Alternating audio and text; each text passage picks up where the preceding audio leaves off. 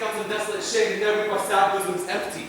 Let us rather hold fast the mortal sword, and like good men must try our downfall and birthstone. Each new morn, new widow's howl, new orphan's cry, new sorrow strike heaven on the face that it resounds to the Scotland, yelled out like syllable of dollar. What I believe, I'll win. What no believe, and what I can redress, as I shall find the time to friend, I will. What you have spoken may be so perchance. This tyrant, whose sole name blisters our tongue, was once thought honest.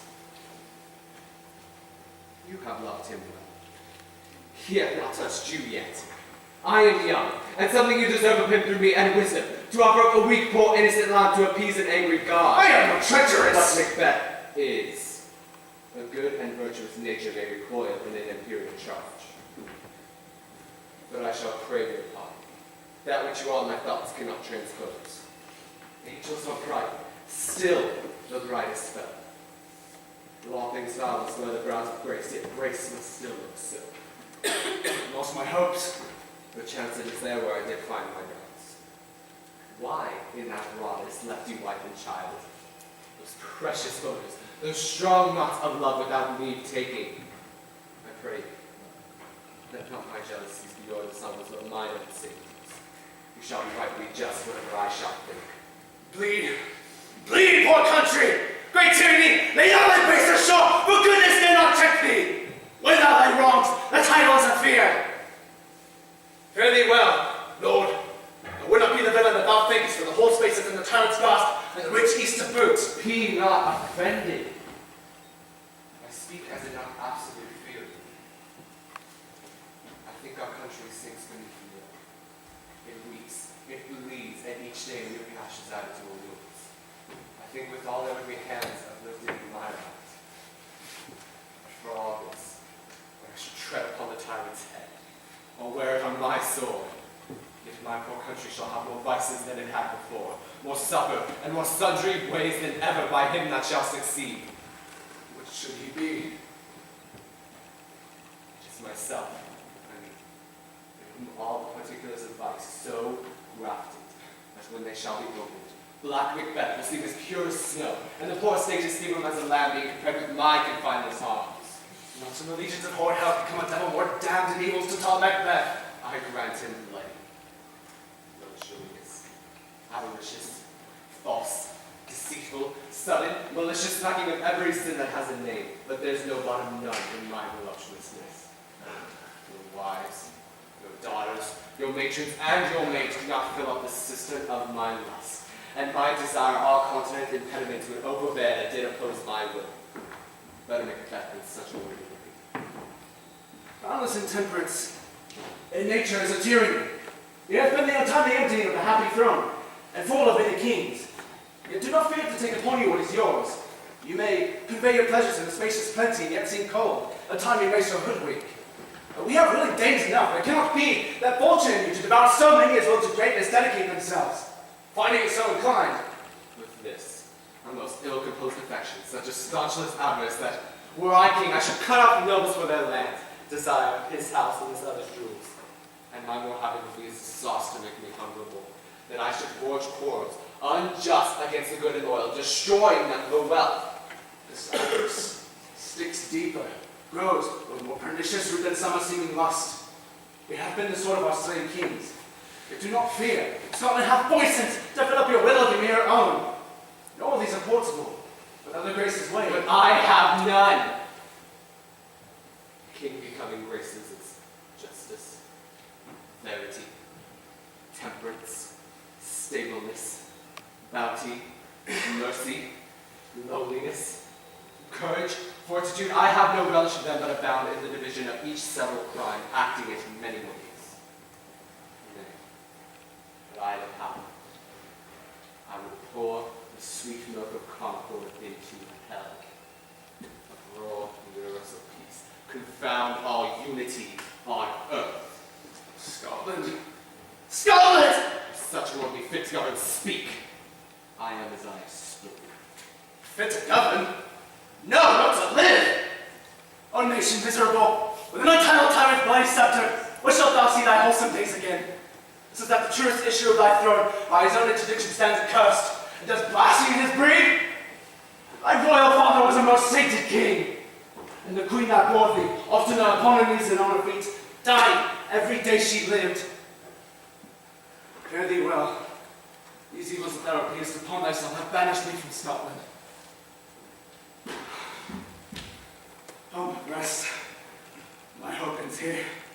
This noble passion, child of integrity, hath from my soul wiped the black scruples, reconciled my thoughts tonight in truth and honor. Devilish Macbeth, like many of these trains, has sought to win me into his power. And modest wisdom plucks me from over credulous gates. But God deal between thee and me. For even now, I put myself to thy direction, and hear and speak mine own detraction. You have judged the taints and blades I lay upon myself. I am yet unknown to you. Never was forsworn. Scarcely have come to what was mine own. At no time broke my faith. Would not betray the devil to his fellow. And desire no less in truth than love. My first false speaking was this upon myself. What I am truly is thine and my poor country's to command. Whither indeed by thy here approach, old seaward and 10,000 more like men already at a point was setting forth. Now, we'll together and the chance of goodness be like a roar to quarrel. Why are you silent? Such welcome and unwelcome things at once. Tis hard to reconcile. See who comes here! My countrymen, yet I know them not. I have a gentle cousin. Welcome hither. I know him now. Good God, the times remove the means that makes us strangers. Sir, amen. That's not what I did. Alas, poor country, almost afraid to know itself. It cannot be called our mother, but our grave. Where nothing but who knows nothing is one seen to smile. And sighs and groans and shrieks that rend the air are made, not marked. Violent sorrow seems a modern ecstasy. The dead men's knell is scarce asked for who. And good men's lives expire, for the flowers in their cap dying, or ere they sicken. Oh, relation, too nice and yet too true. What's the newest fruit? That of an hour's age doth hiss the speaker. Each minute seems a new one. Now it is my wife, Why? Well, and all my children. well too. This harm has not batted at that peace. No. They were well at peace when I leave them. Be not to naked of your speech. How goes it? When I came hither to transport the tidings which I have heavily borne, there ran a rumor of many worthy fellows that were out, which was to my belief witness the rather for that I had seen the tyrant's power afflicted. Now is the time for help. Your eye in Scotland, who create soldiers, make our women fight to doff their dire distresses. Be it their comfort, we are coming thither. Gracious England hath lent to seaward in 10,000 men, and older and better soldier none than Christendom gives out.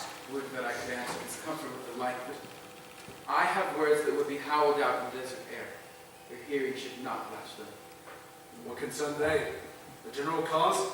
Or is it to be grieved to some single breast? No mind that's honest, but in it shares some woe, though the main part pertains to you alone. If it be mine, keep it not from me. Quickly, let me have it!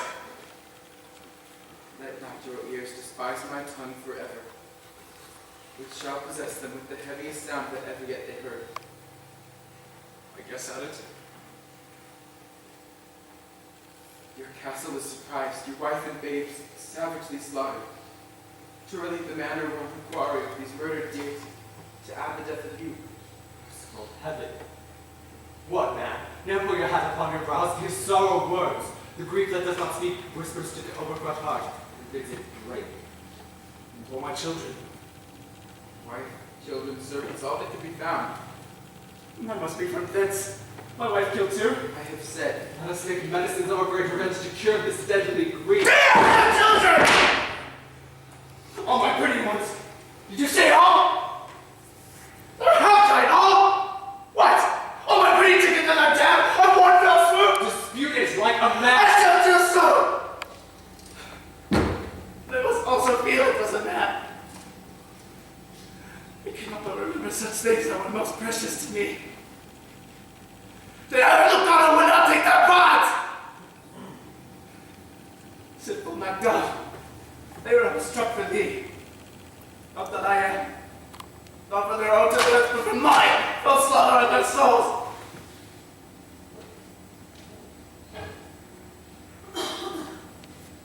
It is your sword.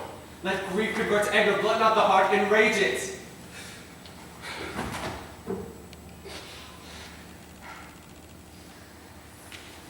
Play the wound with mine eyes, and the bracket with my tongue. But, gentle heavens, cut short all intermission. Front to front, bring now this fiend of Scotland and myself. Within my sword flank, set him. If he should escape, heaven forgive him too. This tune grows manly. Come, go we to the king. Our power is ready, our lack is nothing but our leave. Macbeth is ripe for shaking, and the powers above put on their instruments. Receive what cheer you may. The night is long, and ever finds the day.